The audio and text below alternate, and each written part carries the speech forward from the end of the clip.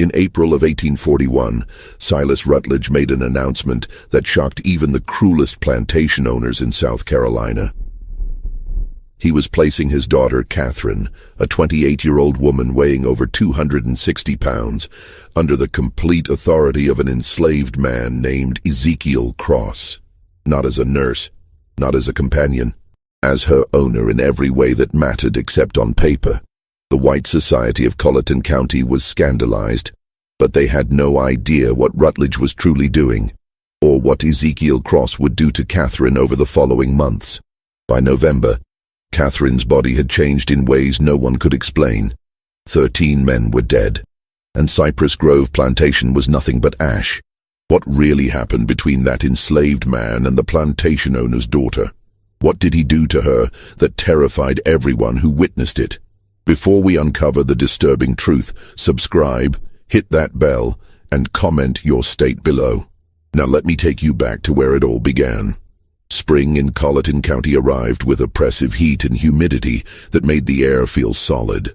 The Combahee River moved slowly through the low country, its dark water reflecting Spanish moss that hung from live oak trees like funeral shrouds. Rice paddies stretched for miles, their flooded fields worked by hundreds of enslaved people who moved through water up to their knees from dawn until dusk. This was wealth built on suffering, prosperity extracted from human misery, all of it justified by men who convinced themselves that cruelty was simply the natural order of things. Cypress Grove Plantation sat on 800 acres of moderately productive land. Its owner, Silas Rutledge, was not quite part of the county's elite but desperately wanted to be. He owned 58 enslaved people, which made him wealthy by most standards, but barely qualified him as mid-tier in local society. The truly powerful families owned thousands of acres and hundreds of slaves. They summered in Charleston and sent their children to universities in the north. Their names carried weight that could open doors or destroy reputations with a single word. Silas had married Elizabeth Yancey in 1812, a union that brought moderate land holdings and a respected surname. Elizabeth had been a practical woman who kept meticulous records and seemed more interested in profit margins than social climbing. She died giving birth in 1813 to a daughter christened Catherine. For 28 years, Silas raised Catherine alone while focusing his energies on gaining entry to the inner circles of county power. He was a tall man, thin in the way of people who forget to eat when consumed by obsession. His hair had gone grey prematurely, giving him a severe appearance that matched his cold temperament. In business, he was known for being shrewd but honourable enough, the kind of man who would drive hard bargains but keep his word. His daughter Catherine had grown up isolated, educated by tutors, never quite belonging anywhere. By 1841, she was 28 years old and weighed nearly 260 pounds. Her body was swollen from years of medications prescribed by doctors who diagnosed her with hysteria and female nervous disorders. She suffered violent fits where she would scream and throw objects. She had attacked her father with a letter opener the previous year, leaving a scar across his left hand. The white society of Colleton County whispered about her with false sympathy. Poor Silas Rutledge, burdened with a mad daughter. What a shame. She had been such a pretty child. None of them knew the truth. None of them knew what Catherine had witnessed when she was 12 years old, or that her madness was not madness at all but a rational response to living with monsters. The letter arrived on April 7th, delivered by private courier. Silas opened it in his study expecting business correspondence. Instead, he found 3 pages on expensive paper sealed with red wax bearing a symbol he recognized immediately. A scythe crossed with wheat stalks, the mark of the brethren of the harvest. The brethren, 13 men who gathered in darkness to perform rituals they believed strengthened the land through blood sacrifice. They mixed old European traditions with beliefs borrowed from enslaved people who understood spirits and power. They believed the strong were meant to consume the weak, literally when necessary. Silas had been initiated in 1822. He had attended perhaps 40 gatherings over 19 years. participating in rituals that ranged from disturbing to monstrous. The letter informed him he was in debt. $12,000 borrowed over years of gambling losses and failed investments. An impossible sum. Repayment would require selling most of his land and all his slaves, destroying everything he had built. But the letter offered an alternative, a demonstration of commitment from members in difficult positions. Silas would take his daughter Catherine and place her under the complete authority of one of his enslaved men, not temporarily, not as punishment, as a genuine transfer of responsibility lasting 1 full year. The enslaved man would have total control over her person, her daily activities, her treatment. Silas would announce this publicly at a gathering of the county's prominent families, explaining it as an extreme medical measure for his daughter's condition. The humiliation would be absolute. In a society where white women were supposedly precious and protected above all others, Silas would be declaring his daughter worth less than his property. But if he agreed, his debt would be forgiven, and the brethren would provide financial support to restore his position. Silas sat in his study for hours that night. He thought about his options. Bankruptcy would destroy him completely. The brethren had connections to every judge, every lawyer, every politician in the region. They could make him disappear if he became a problem. Or he could sacrifice his daughter's dignity to maintain his own position. The choice society had trained him to make. Property over people. Power over morality. He wrote his acceptance by candlelight and sent it before dawn. 3 days later, another letter arrived with a name and brief history. Ezekiel Cross, age 33. Purchased recently through an intermediary from a Virginia plantation. Skills included carpentry and herbal medicine. Temperament listed as quiet and obedient. What the letter did not say was that Ezekiel Cross had been selected specifically for this purpose. That his placement at Cypress Grove was no accident. That he carried his own burning need for justice and the patience to wait for exactly the right moment. Ezekiel arrived on April 13th in a wagon driven by a slave trader named Henderson. The wagon pulled directly to the main house, unusual since most slave transactions happened near the barns. Silas came out onto the porch, shading his eyes against the morning sun. In the wagon bed sat Ezekiel. The first thing Silas noticed was his eyes. Most enslaved people kept their gaze down as a survival mechanism. But Ezekiel looked directly at Silas, his expression calm and assessing. It made Silas deeply uncomfortable. Ezekiel was tall, perhaps 6'2", with broad shoulders and lean muscle from a lifetime of hard labor. His skin was unmarked by whipping scars. His clothes were simple but clean. His hands were large and calloused, but his fingers had a precision that suggested skilled work rather than just brute force. Henderson climbed down and handed papers to Silas. Ezekiel Cross, as requested. Previous owner said he was quiet but capable. Your associates want you to know this one was carefully selected. Silas barely glanced at the papers. He addressed Ezekiel directly. You understand why you are here? Yes, sir. Ezekiel's voice was deep and measured with a slight Virginia accent. My daughter is unwell. You will be responsible for her care. Doctors have failed. You claim knowledge of herbal treatments? My grandmother was a healer, sir. She taught me before I was sold. The transaction completed quickly. Ezekiel was shown to a small cabin near the main house, separate from other slave quarters. He was given basic supplies and told his duties would begin the next day. He was informed that his sole responsibility was Catherine's care, and that failure would have severe consequences. Ezekiel nodded and said yes, sir, when required. Then he was left alone. For the first time since arriving, he allowed his expression to change. His jaw unclenched slightly. His shoulders relaxed. He sat on the bed and pulled from inside his shirt a small cloth bundle. He unwrapped it carefully, revealing a piece of worn paper with 3 names written in a child's uncertain handwriting. Sarah, Benjamin, Ruth, his wife, his son, his daughter. Sold away from him 3 years ago to a plantation in Alabama known for working slaves to death. He had learned they all died within 18 months. Sarah from untreated fever. Benjamin from an injury that turned septic. Ruth from simply giving up. A 6-year-old child who stopped eating because she could not understand why her family had been torn apart. And Silas Rutledge had been the one to sell them. Not because he needed money, not because they had done anything wrong, but because he had been demonstrating to the brethren that he could make hard decisions without sentimentality. He had split a family like kindling for burning. Ezekiel had spent 2 years working his way south, deliberately getting sold from plantation to plantation, always gathering information. He learned about the brethren through whispers. He learned about their rituals and members. He learned they considered themselves above any consequence.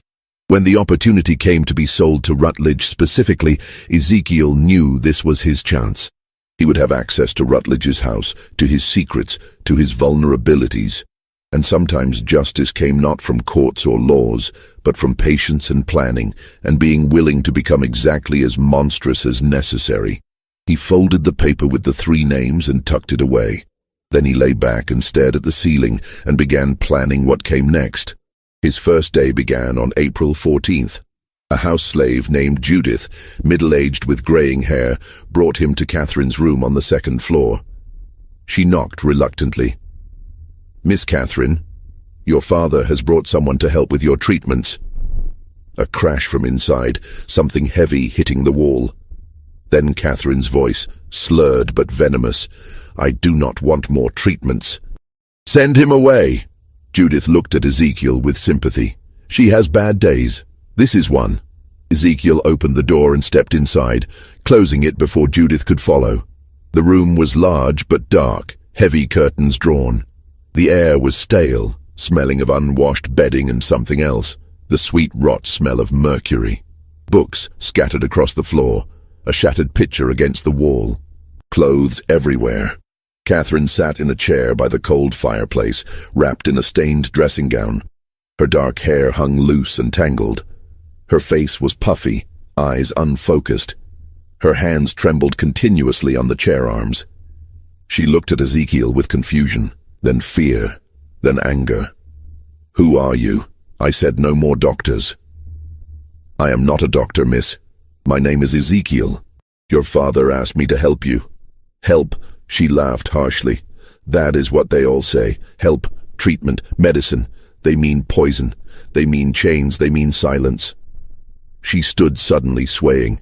"I know what this is. He is punishing me again, for remembering, for speaking, for refusing to forget." Ezekiel stood still, non-threatening. "What are you supposed to forget?" The question caught her off guard. Her anger flickered to something more vulnerable. "You do not know?" "I know nothing, miss. Only that your father says you are unwell." Catherine studied him intently, as if really seeing him for the first time. "You are not from here." "Virginia originally, miss." "Do you know what happens in this house? What they do in the cellar?" Ezekiel's pulse quickened, but he kept his expression neutral. "I do not know what you mean." "Liar. No heat in it. Just exhaustion. Everyone lies. It is easier than truth." She sat heavily. "Leave me alone.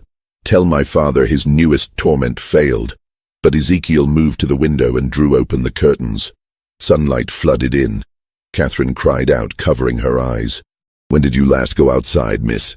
"I cannot walk that far. I'm too weak." "When did you last eat without laudanum in it?" "The medicine is necessary. Doctors say so." "What if the doctors are wrong?" Her hands came down from her eyes. She stared at him with hope and terror mixed. "What did you say?"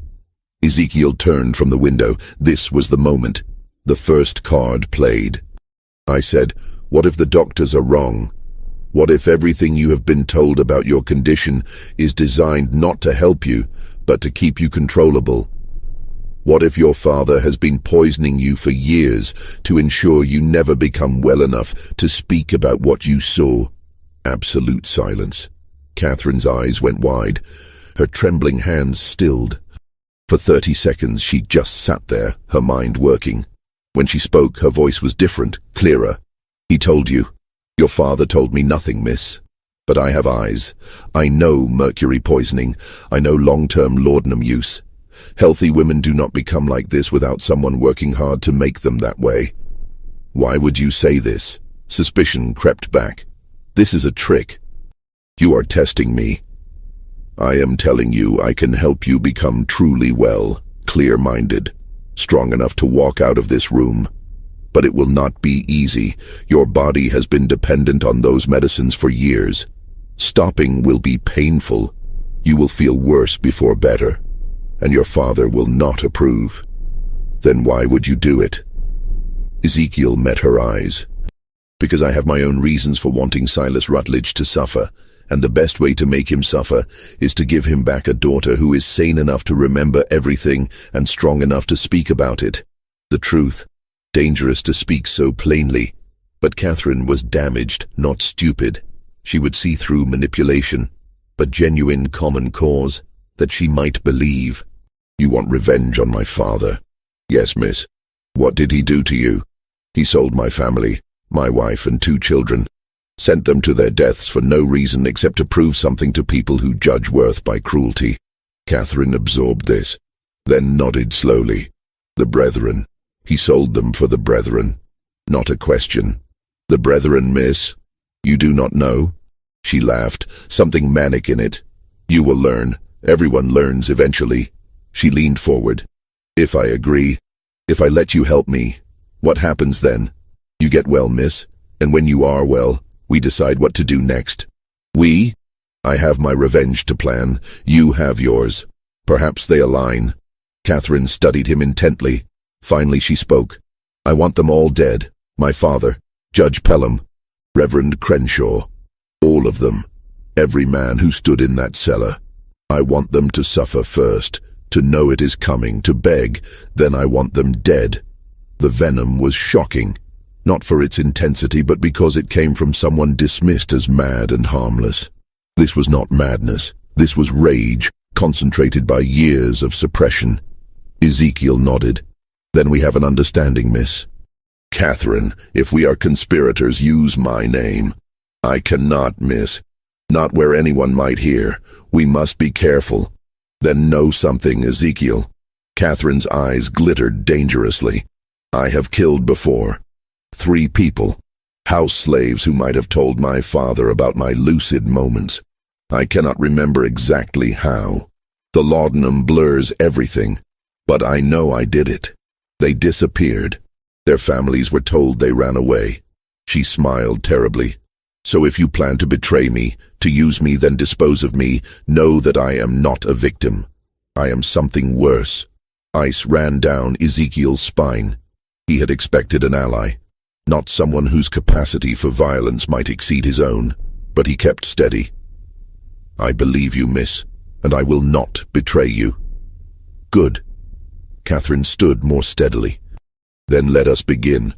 But I have one condition. When this is over, when we have had our revenge, I want to die. I do not want to live with what I have seen and done. You will help me with that too. Agreed? Ezekiel had not expected that, but he was committed now. Agreed. Then we have a deal. Catherine extended her hand. After hesitation, Ezekiel shook it. Her grip was stronger than expected. Over the following week, Ezekiel began Catherine's treatment. He gradually reduced her laudanum, replacing some with herbal tinctures. Valerian root for anxiety and sleep. Chamomile for digestive distress. Milk thistle to help her liver process accumulated toxins. The process was brutal. Catherine spent 3 days in bed with fever, shaking and vomiting. Ezekiel stayed with her through it, holding a basin while she was sick, wiping her face with cool cloths, speaking quietly just to remind her she was not alone. When the worst passed, she was weak but clearer than she had been in years. The constant tremor decreased.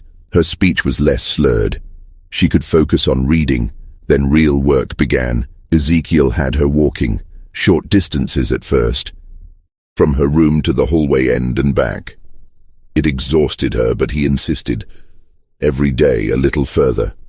He adjusted her diet, bringing lean meats and vegetables instead of heavy pastries. He limited portions strictly, though she fought him, years of using food as comfort making restriction difficult. While working on her physical recovery, they talked. Catherine told him about the cellar, about what she saw at 12. She described it in detail that made Ezekiel's stomach turn, but he listened without interruption. She told him about years of gaslighting that followed, her father convincing everyone, including herself, that she was mad, that she invented memories, that nothing she said could be trusted. She told him about the journal she kept hidden, pages documenting dates and times when her father left late at night, names of visitors at strange hours, sounds from below that should not be possible. Ezekiel told her about his family, about Sarah, who sang while working and taught their children to read despite the danger, about Benjamin, who at 8 could do mathematics that amazed overseers, about Ruth, who loved flowers and picked wild blooms to make their cabin beautiful. He told her how Silas came to the Virginia plantation with a buyer's warrant, how he inspected them like livestock, how he agreed to purchase all 3 for reasonable price, then changed terms at the last moment, saying he only needed the woman and children, not Ezekiel, how he deliberately split the family for no practical reason but simply because he could. He smiled when he did it. Ezekiel said quietly, "That is what I remember most.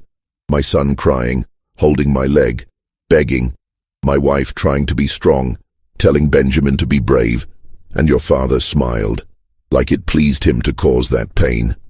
Catherine listened with newly clear eyes. "I am sorry.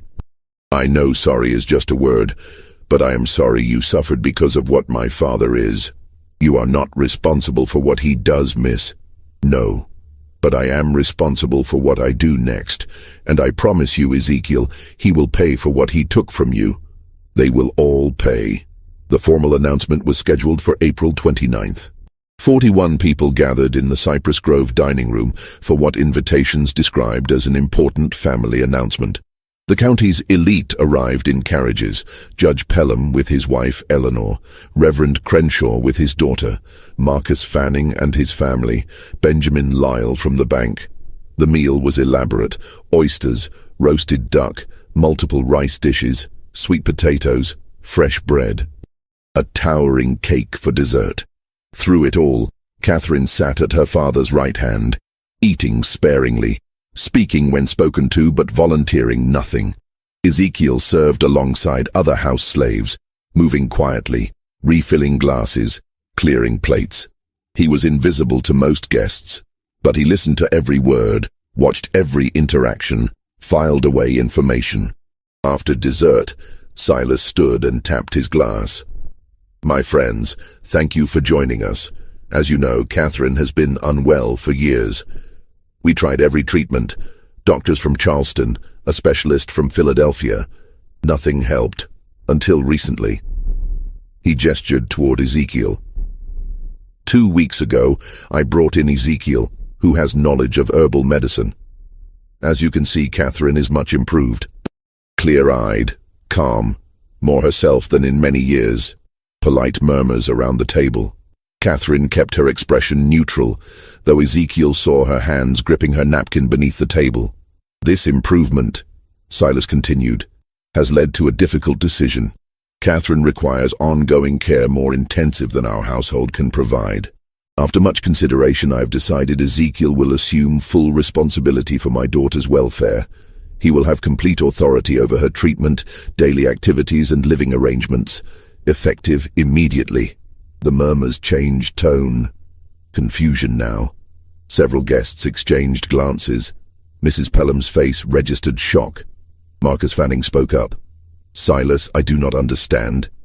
You are placing your daughter under a slave's care, permanently.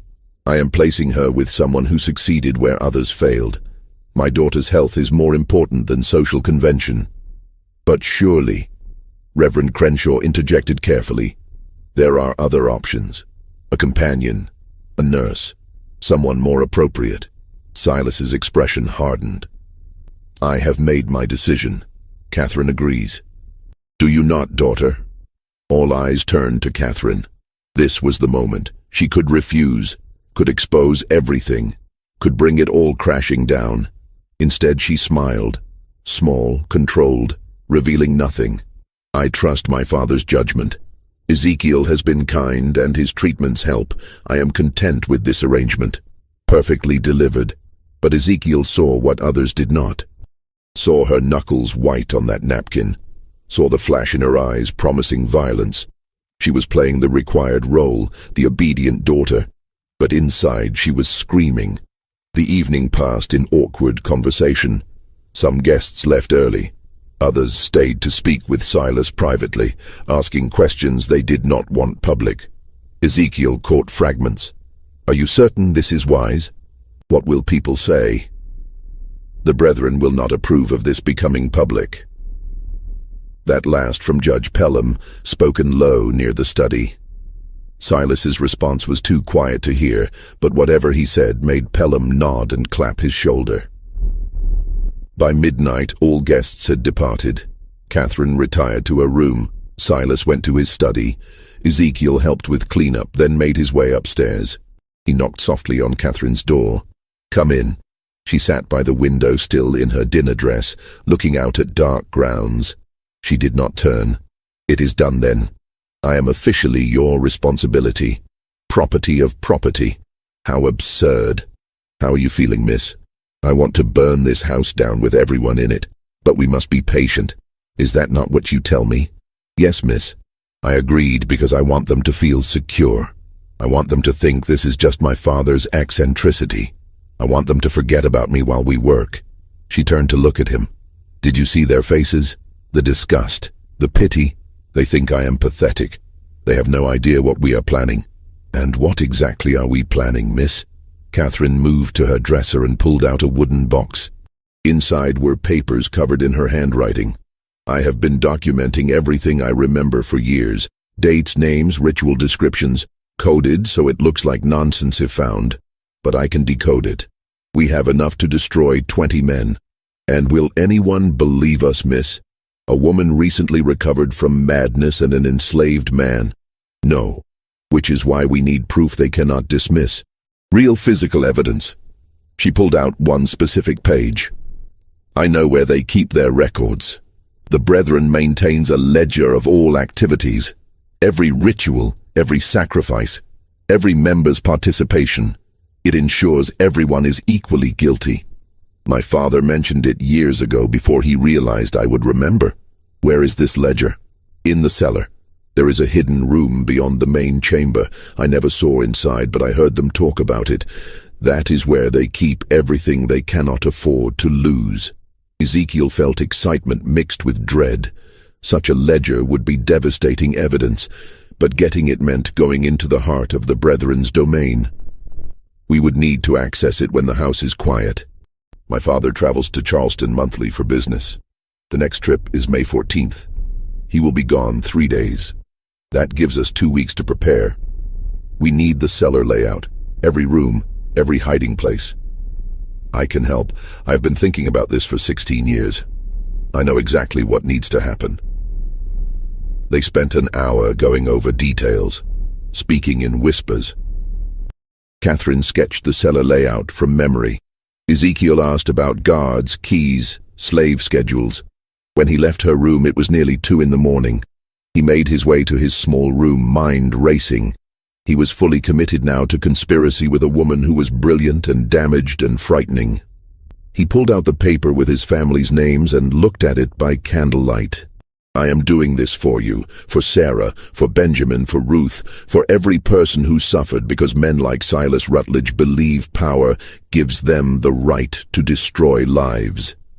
He blew out the candle and lay in darkness, listening to the house settle.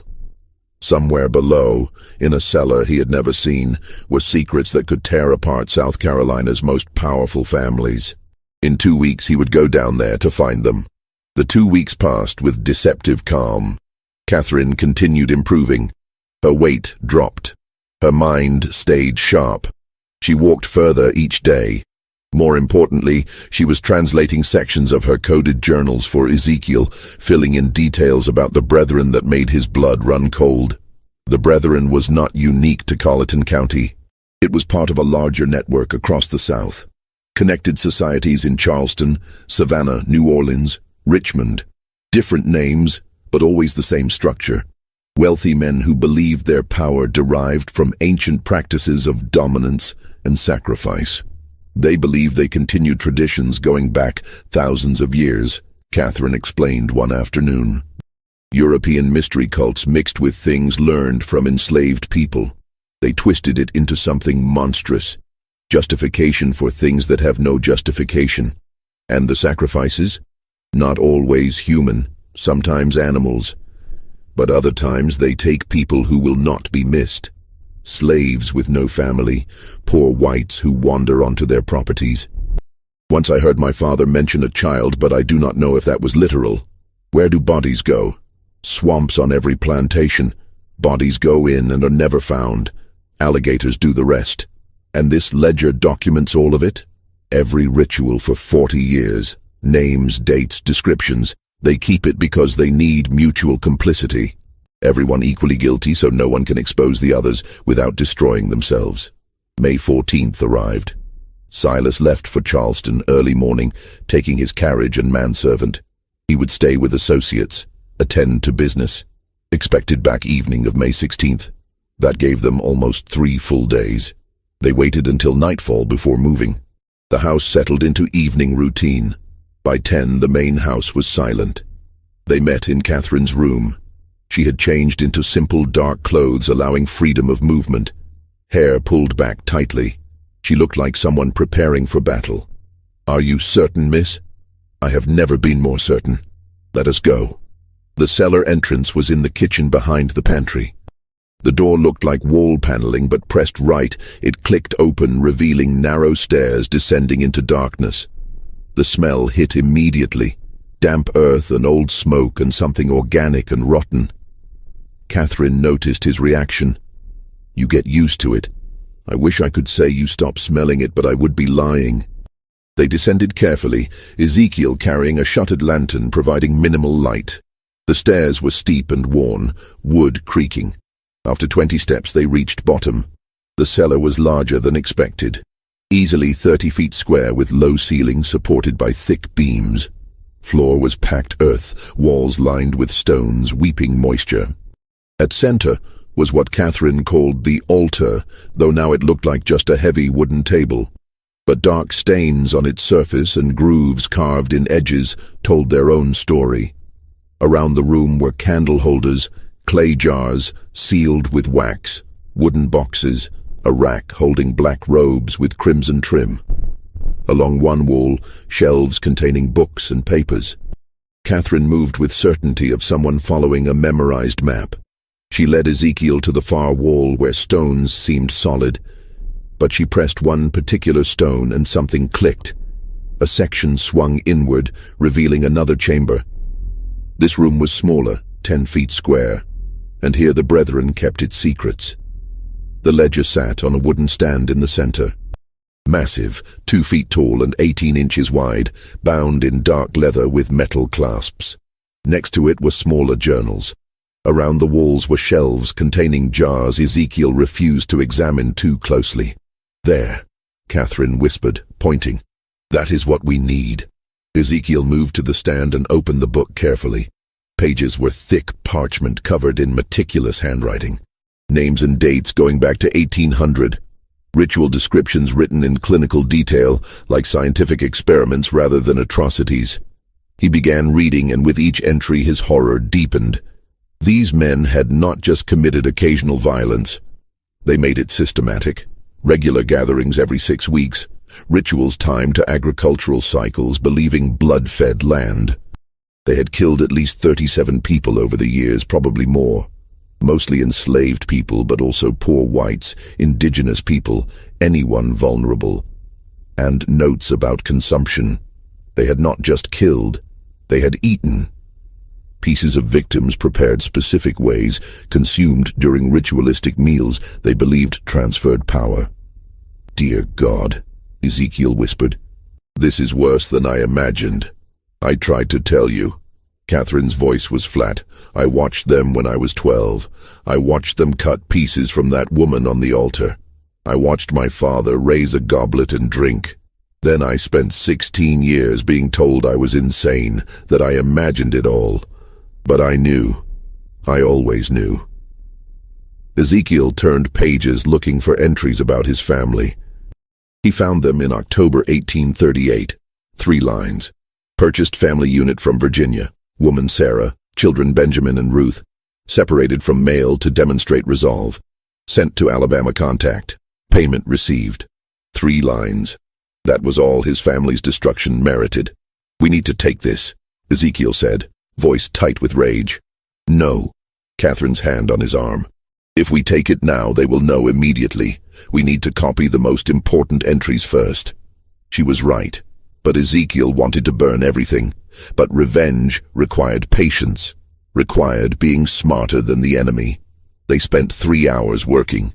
Catherine had brought paper and ink. She copied entries about specific rituals focusing on ones naming current members. Ezekiel documented victims, creating a list of names and dates that could potentially be cross-referenced with other records. Exhausting work made worse by the content. Several times Ezekiel had to stop, hands shaking too badly. Once Catherine left the chamber entirely, overcome by memories. But slowly, methodically, they built their case. Page after page of evidence. They were so focused, neither heard footsteps on the cellar stairs. First indication something was wrong was when light flared in the outer chamber, lantern light much brighter than their single lamp. Ezekiel looked up sharply, blood going cold. Silas Rutledge stood in the doorway flanked by 2 other men. Behind them, at least 4 more figures in the main cellar. I must admit, Silas said calmly, I am impressed. I did not think you would find the inner chamber. Catherine stood slowly, placing herself between her father and Ezekiel. You were supposed to be in Charleston. I was supposed to be, but I never trusted your miraculous recovery. So I made arrangements. I left this morning, yes. But I returned this afternoon and watched the house all evening waiting to see what you would do. He stepped into the chamber, the 2 men blocking the exit. Did you really think I would not anticipate this? That I would not prepare for the possibility you might remember, might seek revenge? You have been poisoning me for 16 years. Catherine's voice steady despite everything. And you expect me to simply accept that? I expect you to understand it was necessary. You saw something you should not have. A child. You could not understand. I could not allow you to destroy everything. I was 12, and I watched you murder a woman and eat her flesh. That was not fear, Father. That was a reasonable response to witnessing evil. Evil. Such a simple word. Silas moved further into the room, eyes moving between Catherine and Ezekiel. And you. Using my daughter to get to me, filling her head with ideas of revenge. Ezekiel said nothing, calculating distances and odds. 7 men against 1, with Catherine in no condition to fight. The situation looked hopeless. Silas seemed to read his thoughts. Do not do anything foolish. I do not want to hurt either of you. Not permanently. But I cannot have this rebellion continuing. He gestured to the men behind him. Bring them upstairs. We need to discuss what happens next. They were taken to Silas's study and locked inside together. The room was windowless except for 1 high transom impossible to reach. The door was heavy oak, locked from outside. As soon as they were alone, Catherine moved to Ezekiel. Are you hurt? No, miss. But we are in serious trouble. Yes, but not as much as you think. She pulled something from inside her dress. The papers they had been copying. I managed to keep these. He did not search me. Too confident. That will not help if we are dead. We are not going to die, not tonight.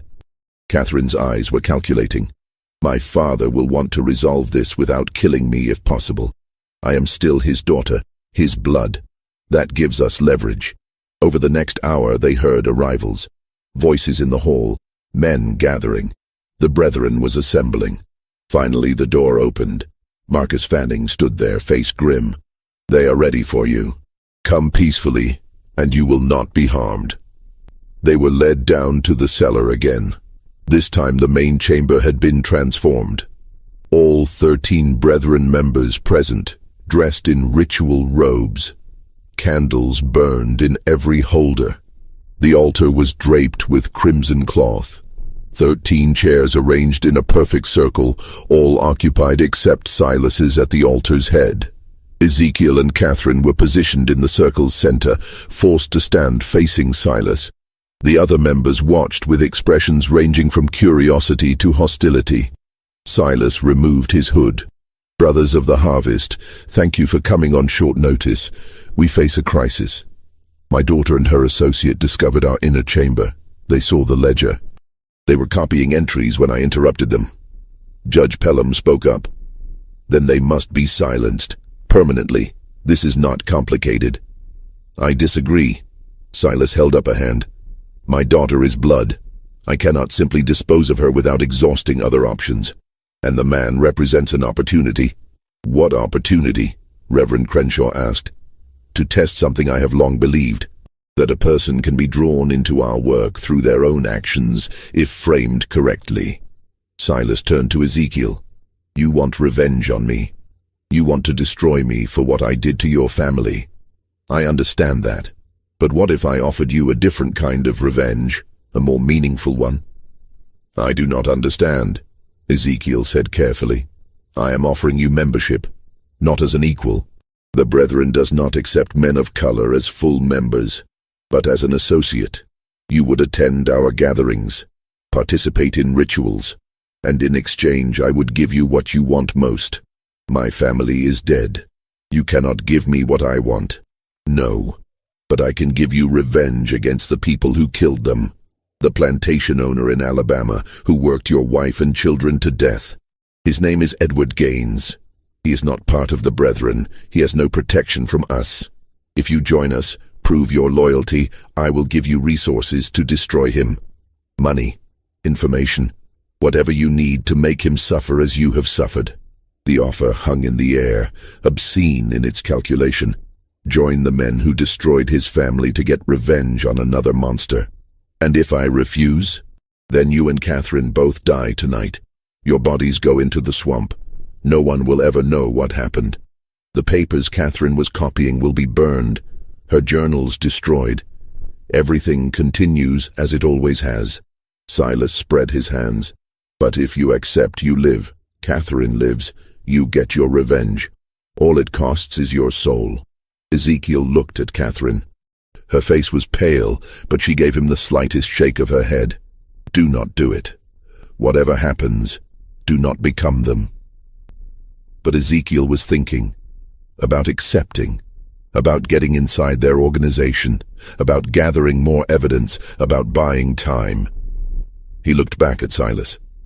"And Catherine, what happens to her?" "She returns to her room, resumes her medications, forgets what she has seen." "The alternative is she dies alongside you." "No." Catherine's voice cut across the chamber. "I will not forget again. I will not be silenced. Kill me if you must, Father, but I will not pretend I do not know what you are." Silas's expression hardened. "Then you have made your choice." "Wait." Ezekiel spoke quickly. "I accept. But on one condition. Catherine goes free, not back to her room. Free. Let her leave this house, leave South Carolina. Give her money to start over. If you do that, I will join you." Several Brethren members shook their heads, but Judge Pelham spoke. "The boy makes a point. The girl is already broken. Even if she spoke, who would believe her? But a man willing to join us, to be complicit, that is valuable. That proves our power extends even to those who hate us." Silas considered. Finally he nodded. "Very well. Catherine will be sent north. I have associates in Philadelphia who will take her in. She will be given a new identity and stipend to live on. But she can never return to South Carolina, never contact anyone from her old life. She will be dead to everyone here." "Agreed." Catherine stared at Ezekiel. "No, I will not leave you to—" "Agreed," Ezekiel interrupted. "She goes free. I join you. Then we have a bargain." Silas turned to the others. "Catherine leaves tomorrow. Ezekiel's initiation will be in 3 weeks at the next regular gathering. Until then he remains at Cypress Grove under watch. If he tries to escape or contact anyone, the deal is void and both die. Understood? Ezekiel nodded. Catherine looked like she wanted to argue, but Ezekiel caught her eye and shook his head slightly. Trust me. Catherine left the next morning. A closed carriage took her away at dawn. Ezekiel watched from his cabin window as it rolled down the long drive and disappeared into the trees. She had not been allowed to say goodbye. He had not been allowed to speak with her after the confrontation in the cellar. But as she had been escorted to her room the previous night, she had looked back at him once, and in her eyes he had seen something that gave him hope. She understood. She knew he had not truly surrendered. She knew this was strategy, not defeat. The question was whether she would actually go to Philadelphia or whether she had her own plans. The 3 weeks that followed were the longest of Ezekiel's life. He was kept under constant watch. 2 overseers followed him everywhere. He was not allowed to leave the plantation grounds. He was given menial work to keep him occupied, meaningless tasks that accomplished nothing but filled time. But he was also given access to the main house, to the study where Silas kept his papers, to the cellar where the next gathering would take place. They were watching him, yes, but they were also testing him, seeing if he would try to escape, seeing if he would attempt sabotage. Ezekiel did neither. He played the role of defeated man who had made a pragmatic choice for survival. He was quiet, obedient, asked no questions, caused no problems. But he was observing everything, learning the routines of the house, noting which slaves could be trusted, which overseers were cruel, which brethren members visited regularly. He was building a mental map of how everything worked, looking for weaknesses. And at night, alone in his cabin, he thought about what was coming. His initiation would require participation in their rituals. They would test him. They would want to make him complicit in something horrible, so he could never expose them without destroying himself. He thought about how far he was willing to go, what lines he would not cross, even for revenge, whether there was any act so terrible that justice did not justify it. He did not have good answers to those questions. On June 2nd, the night before his initiation, Silas came to his cabin. It was late, after midnight. Ezekiel woke to knocking and opened the door to find his owner standing there alone. "May I come in?" Ezekiel stepped aside. Silas entered and looked around the sparse room. Finally he spoke. "Tomorrow you will become one of us. Not fully, never fully, but enough. I want you to understand what that means. I understand what I agreed to. Do you? Do you truly?" Silas sat on the single chair, uninvited. The Brethren has existed for 43 years. In that time we have never lost a member to exposure. Never had someone break our code of silence. Do you know why? Because everyone is equally guilty. Partly. But also because we take care of each other. A man joins the Brethren and suddenly doors open. Business opportunities appear. Legal problems disappear. Enemies find themselves in difficulty. We are not just a society, Ezekiel. We are a network of power that extends across the entire South. Once you are part of that network, even as an associate, you will have access to resources you cannot imagine. And in exchange, I help you murder people. Silas did not flinch. In exchange, you help us maintain the natural order. The strong over the weak. The powerful over the powerless. That is how the world has always worked. We simply acknowledge it and use it to our advantage. You killed my family to demonstrate your commitment to that order. I did, and I would do it again, because sentiment is weakness. Love is weakness. The moment you allow yourself to care more about individuals than about power, you have already lost. Silas leaned forward. But here is what I want you to understand. Your family is dead. Nothing you do will change that. But you can ensure their deaths meant something.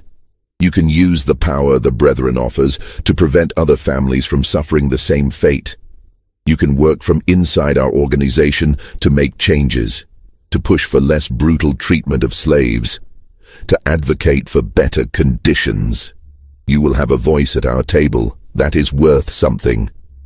It was almost convincing, Almost. The idea that Ezekiel could become some kind of reformer from within, using his position to help others. But he knew it was a trap, a rationalization. The moment he participated in their rituals, he would be compromised. The moment he accepted their power, he would be corrupted by it.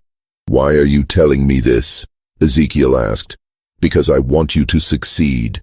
Because having you as an ally is more valuable than having you as an enemy. Because I killed your family, but I do not want to kill you." Silas stood.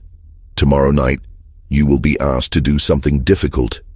Something that will test whether you truly commit to this path. I am telling you now, whatever you are asked to do, do it. Do not hesitate. Do not show weakness. Because if you fail the test, both you and Catherine die.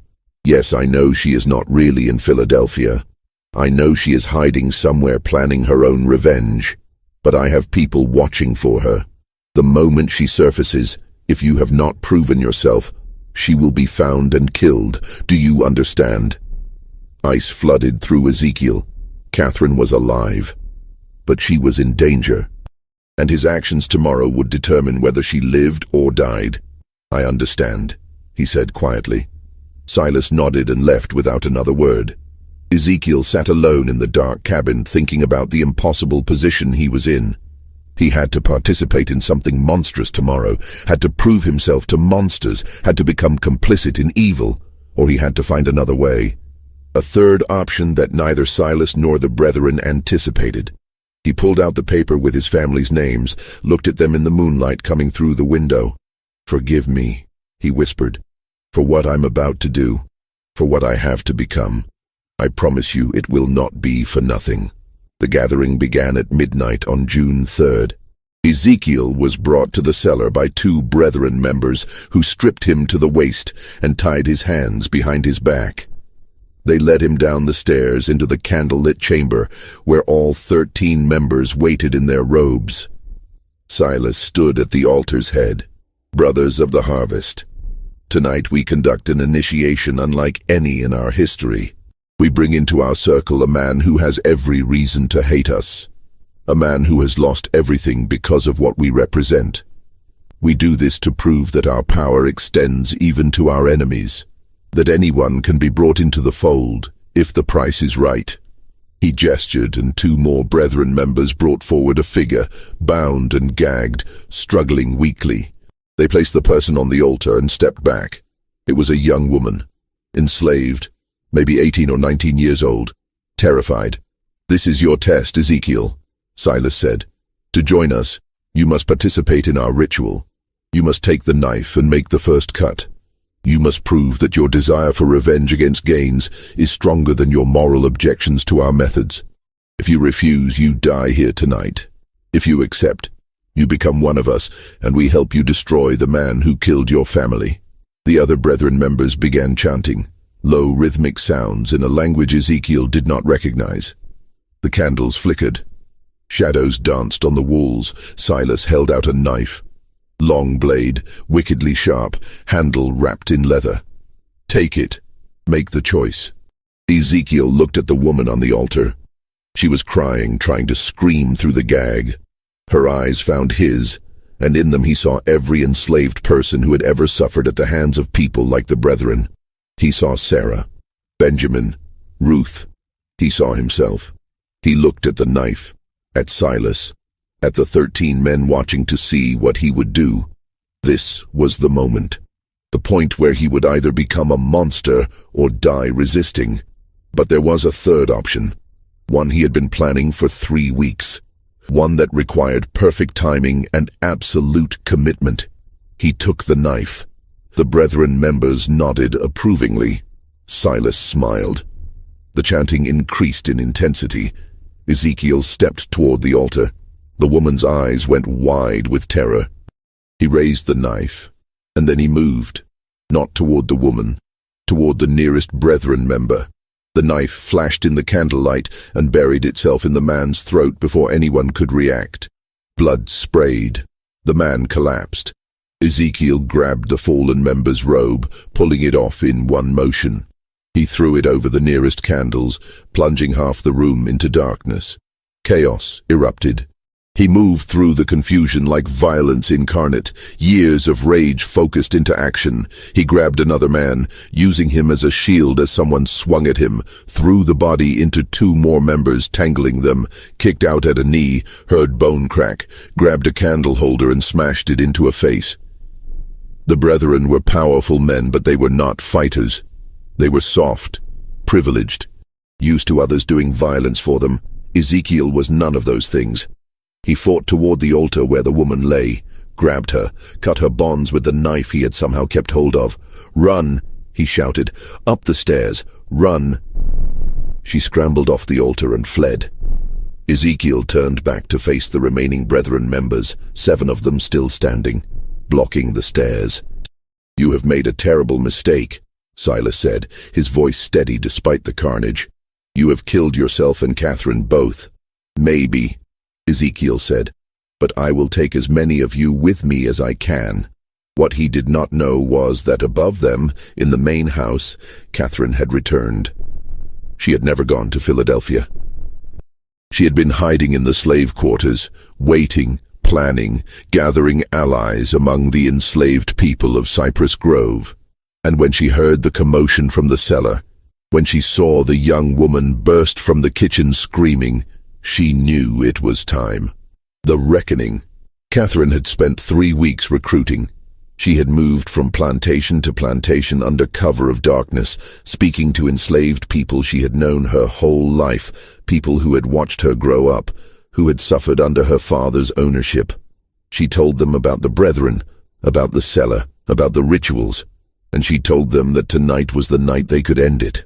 23 people came.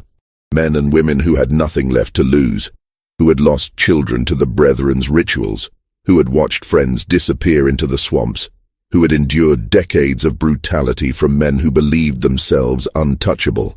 They came armed with tools from the fields, axes, scythes, hammers.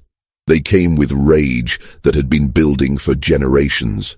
When the young woman burst from the cellar, Catherine led them down. The brethren members, still trying to subdue Ezekiel, did not hear them coming until it was too late. The enslaved people flooded into the cellar like a tide.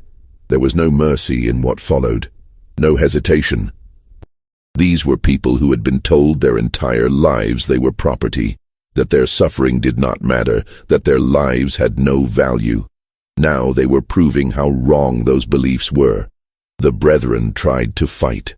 Judge Pelham pulled a pistol but was struck down before he could fire. Reverend Crenshaw begged for mercy and received none. Marcus Fanning tried to flee up the stairs and was dragged back down. Silas Rutledge, seeing everything collapse around him, tried one last desperate play. He grabbed Catherine, pulling her to him with a knife at her throat. "Stop! Stop, or I kill her!" The room went still. Catherine looked at her father with no fear in her eyes. "Do it. Kill me. It changes nothing. You have already lost. I can still escape. You can still nothing." Catherine's voice was cold. "You spent 16 years trying to break me, trying to make me forget, trying to convince me I was mad. But you failed. I remembered everything, and I am going to watch you die." She drove her elbow back into his ribs with sudden vicious force. His grip loosened. She spun away. And before Silas could recover, Ezekiel was there. They faced each other, the enslaved man and the plantation owner. All the power Silas had held, all the privilege and cruelty, all the years of believing himself untouchable, none of it mattered now. "You took everything from me," Ezekiel said quietly. "My wife, my children, my life. You did it for no reason except that you could, to prove something to men who valued cruelty over humanity." "Please," Silas said. Just that one word, pathetic and desperate. "Did my wife say please? Did my son? Did any of the people you killed in this cellar?" Ezekiel shook his head. "No mercy. Not for you. Not ever." What happened next was brutal and final. The enslaved people made sure none of the brethren survived. 13 men who had believed themselves above consequence learned in their final moments that power was an illusion. That cruelty always came home eventually. When it was over, Catherine stood in the center of the cellar, surrounded by bodies. She was shaking, not from fear but from release. 16 years of rage finally given outlet. Ezekiel came to her. "Are you hurt?" "No." "Are you?" "Minor cuts. Nothing serious." He looked around at the carnage. "What do we do now?" "Now." Catherine's smile was grim. "Now we burn it all. The cellar, the ledger, the evidence. We destroy every trace of what happened here. But that evidence could prove what they did, could bring justice." "Justice?" Catherine laughed bitterly. "Ezekiel, look around. This is justice. The only kind we were ever going to get. If we try to take that ledger to authorities, what happens? We are hunted down and killed. The surviving Brethren members in other counties come for us. This only ends if everyone believes the Cypress Grove chapter died in an accident. If there is no evidence, no witnesses, no story to tell." She was right, and Ezekiel knew it. "Then we burn it." They spent the next 2 hours preparing. The enslaved people who had helped them left before dawn, disappearing back to their various plantations. They would say nothing. They had seen nothing. They knew nothing. That was how survival worked. Catherine and Ezekiel poured oil through the cellar, stacked wood and kindling, placed the bodies in positions that might look like an accident if anyone investigated. Then they took the ledger and all the journals and placed them in the center of the altar. "Wait," Ezekiel said. He opened the ledger one last time and found the entries about his family. He carefully tore out those pages and folded them, placing them inside his shirt. "For them. So they are not forgotten." Catherine nodded. Then she took a candle and held it to the oil-soaked wood. The fire caught immediately. Within minutes the cellar was ablaze. They fled up the stairs and out of the house, stood in the yard watching as flames engulfed Cypress Grove plantation. People would come. Other plantations would see the smoke. There would be questions. But Catherine and Ezekiel had their story prepared. A terrible accident. A candle knocked over in the cellar. The master and his guests trapped below. So tragic. So terrible. No one would ever know the truth. As the sun rose over the burning ruins, Catherine turned to Ezekiel. "What will you do now?" "Go north. Use the chaos of this fire to disappear. Maybe find others who want to fight. To create a network that can help people escape." He pulled out the paper with his family's names.